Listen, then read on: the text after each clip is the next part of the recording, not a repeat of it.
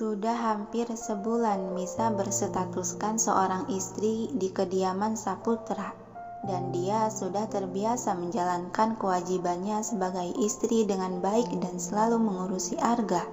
Layaknya seperti mengurus anak balita.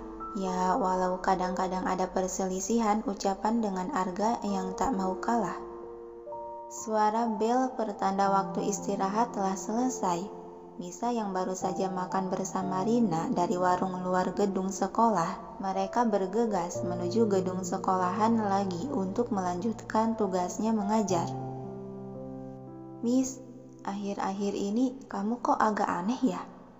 Rina membuka obrolan di sela langkah kaki. Alis Misa sedikit berkerut melirik gadis di sebelahnya itu. "Aneh gimana?"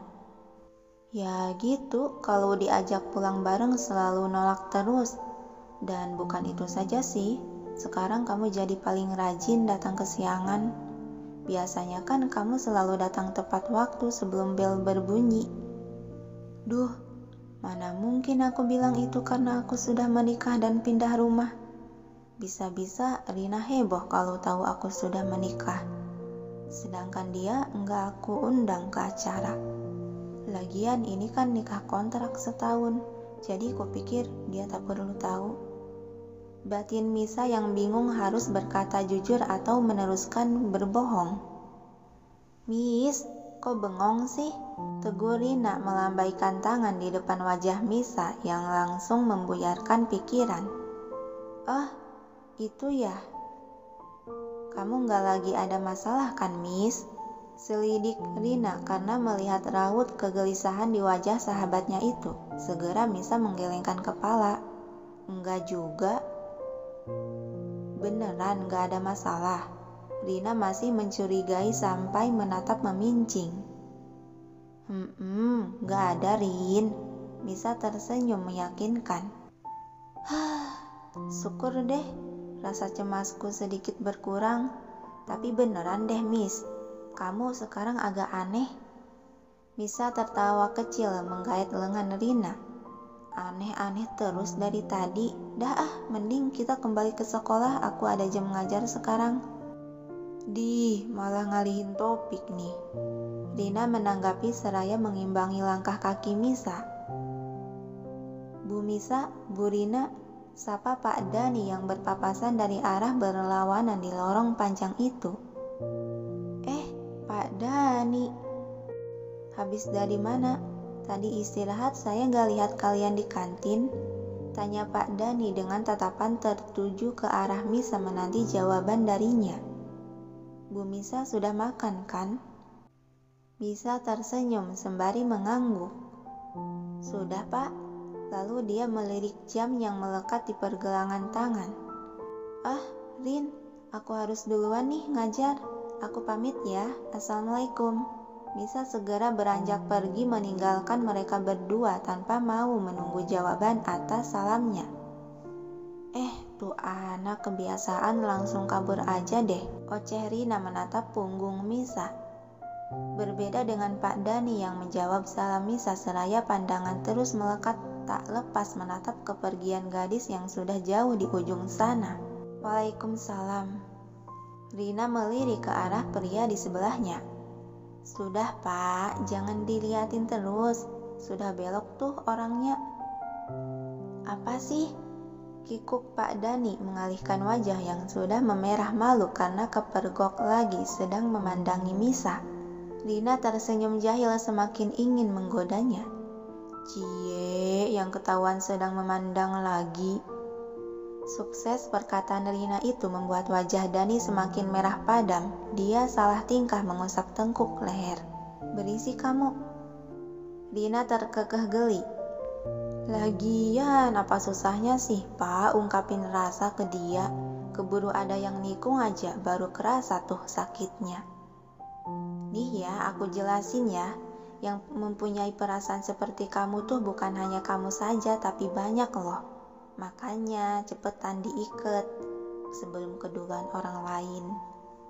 Tutur Rina sembari berbalik dan meninggalkan lelaki itu yang mematung termenung di tempatnya.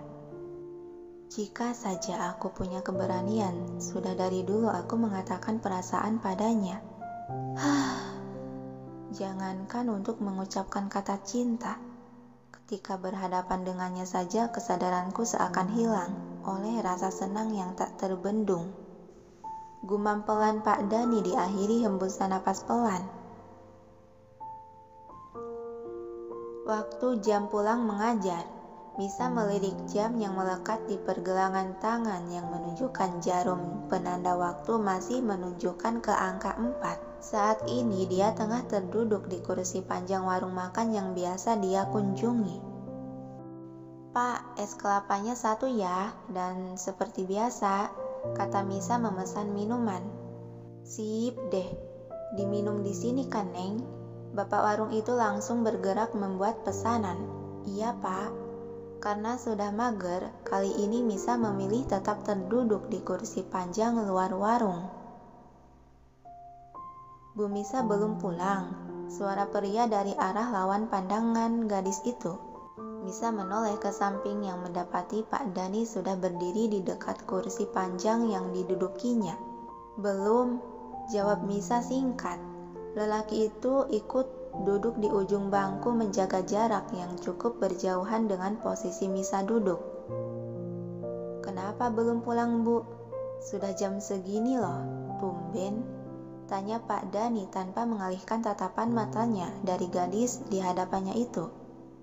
Misa memilih melihat ke arah jalan raya memperhatikan kendaraan yang berlalu lalang. "Habis minum es juga pulang?" "Oh gitu.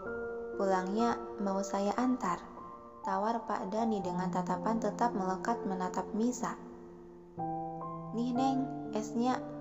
Bapak warung menyodorkan gelas minuman yang langsung diterima. Melihat ada orang lain di sana, bapak warung menawarkan. "Mau beli es juga, Pak?" Yang dibalas gelengan kepala dari Pak Dani. "Tidak, Pak." Kemudian dia kembali menatap Misa. "Gimana, Bu? Pulangnya mau bareng?"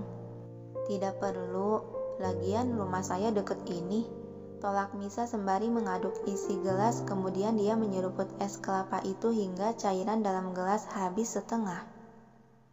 Melihat itu, Pak Dani tersenyum. "Haus ya, Bu?" "Iya, haus banget," balas Misa acuh tak acuh, kembali menyeruput cairan es dan memakan daging kelapa sampai habis tak tersisa. Sedangkan Pak Dani hanya memperhatikan setiap pergerakan gadis cantik itu tanpa adanya obrolan lagi. "Alhamdulillah," ucap syukur Misa setelah menghabiskan minuman. Dia berdiri dari duduknya sembari merogoh uang dari dalam tas selempang. "Pak, esnya biar saya yang bayar." Pak Dani menyodorkan uang sebelum Misa mengeluarkan uang. Tidak usah, Pak. Saya bisa bayar sendiri kok." Misa ikut menyodorkan uang. Bapak warung yang dibuat bingung harus menerima uang siapa. Ini jadinya mau pakai uang siapa nih? Misa segera meletakkan uang tersebut ke telapak tangan bapak warung, begitupun Pak Dani melakukan hal yang sama. "Dari saya saja," serempak Misa dan Pak Dani. Bingung bapak warung. "Pakai uang saya saja, Pak. Kembalikan uang itu ke orangnya lagi. Dan makasih esnya ya, Pak. Assalamualaikum." Salam Misa dan langsung berbalik melangkah pergi. Pak Dani masih mematung menatap kepergian Misa yang mulai menjauh. "Kenapa kamu selalu memperkokoh dinding pembatas di antara kita, Misa? Padahal kamu ada di hadapanku dan di dekatku, tapi serasa sulit untuk dijangkau," gumam Dani dalam hati. Sedangkan bapak warung tampak bingung yang mendapati uang 50 ribuan 2 lembar di tangannya. Kebiasaan lagi si Eneng itu, langsung pergi tanpa menunggu uang kembaliannya. Kemudian bapak warung mengembalikan uang Dani ke orangnya. "Ini Pak, uang Bapak." Namun malah diabaikan oleh Pak Dani yang dilanda galau. Dia melengos pergi tanpa mau menerima uang itu, membuat bapak warung terlongo bingung. Pak, mau kemana? Ini uangmu." Dan panggilan itu tak didengar oleh Dani yang sudah berjalan menjauh. Ada apa dengan mereka berdua? Gumam bapak warung menggelengkan kepala beberapa kali. Sementara di sisi lain, dalam sebuah mobil hitam mewah yang sedang melaju di jalanan kota, di mobil itu tampak seorang pria terduduk dengan elegan di kursi penumpang belakang. "Tang." "Iya, Tuan," sahut sekretaris Tang di sela kefokusannya mengemudi. "Bagaimana keadaan ayah sekarang?" tanya Arga terdengar berat dari nada suaranya jika membahas soal ayah Saputra. "Untuk sekarang Tuan Besar sudah mau menjalani terapi terhadap kakinya, dan perkembangan kondisinya pun cukup membaik." Hela napas pelan keluar dari mulut Arga dengan pandangan menatap ke arah kaca jendela. "Baguslah, itu artinya tak sia-sia aku menikahi dia."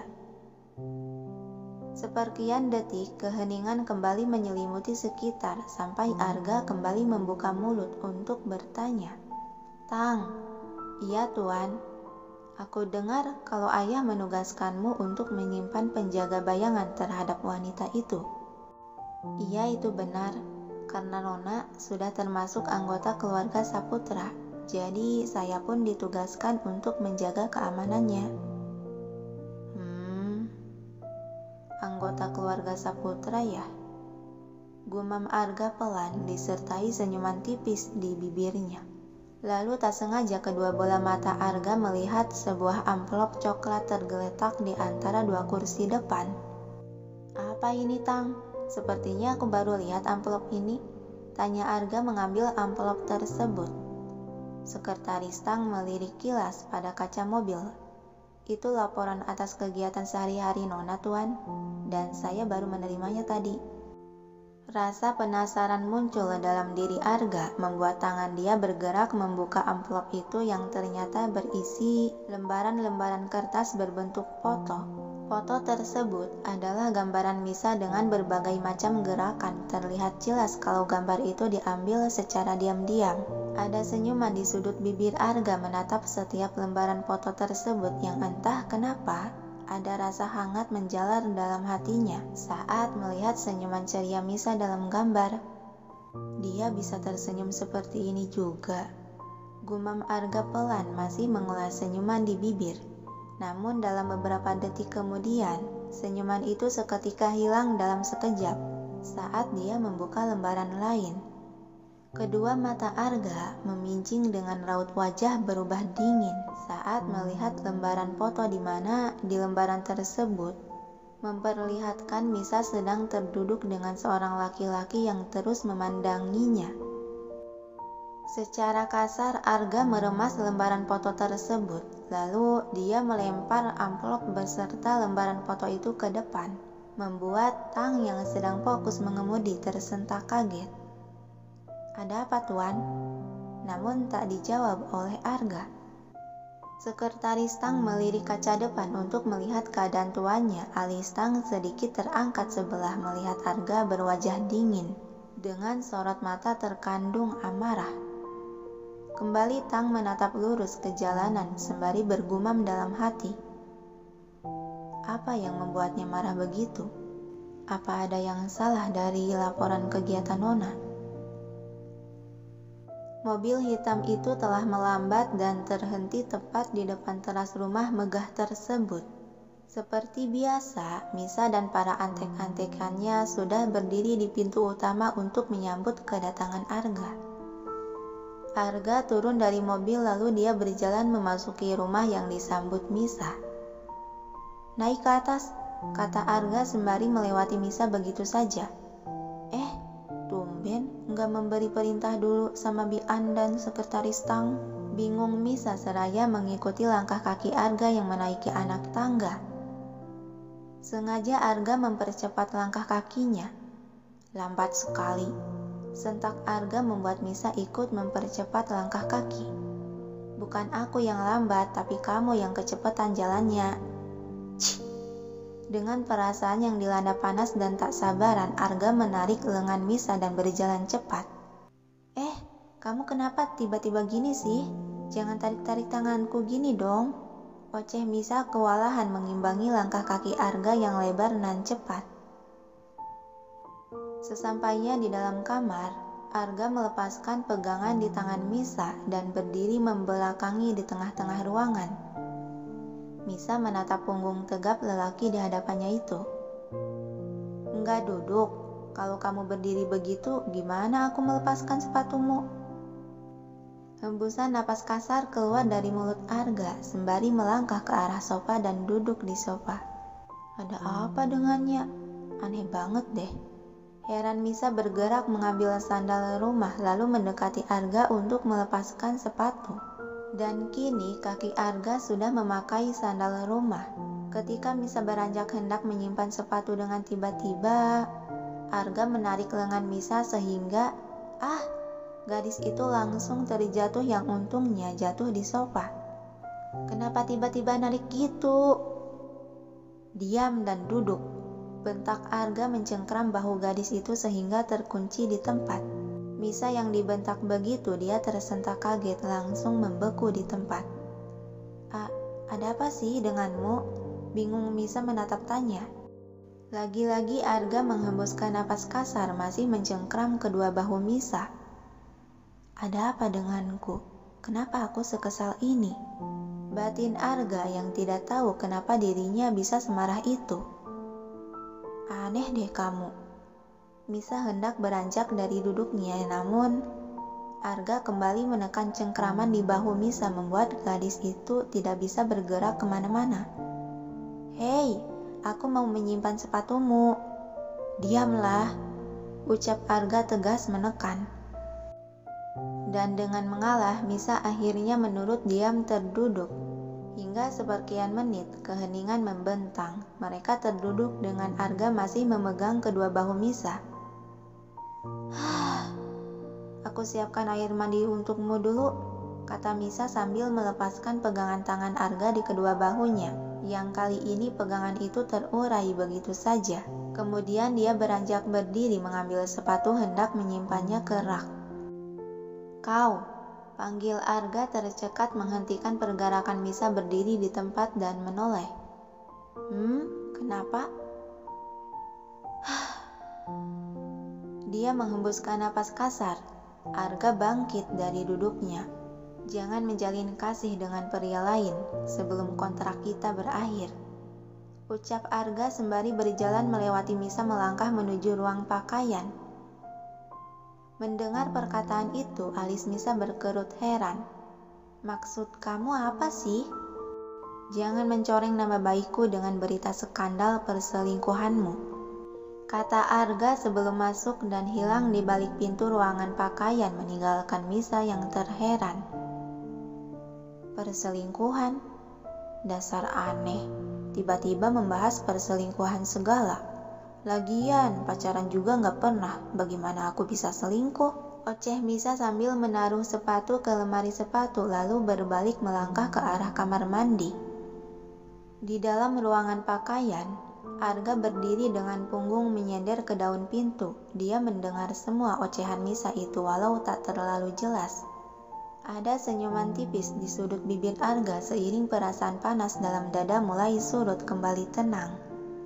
"Sepertinya ada yang salah denganku," gumam Arga yang masih bingung akan perubahan emosi tak terkendali dalam dirinya tadi.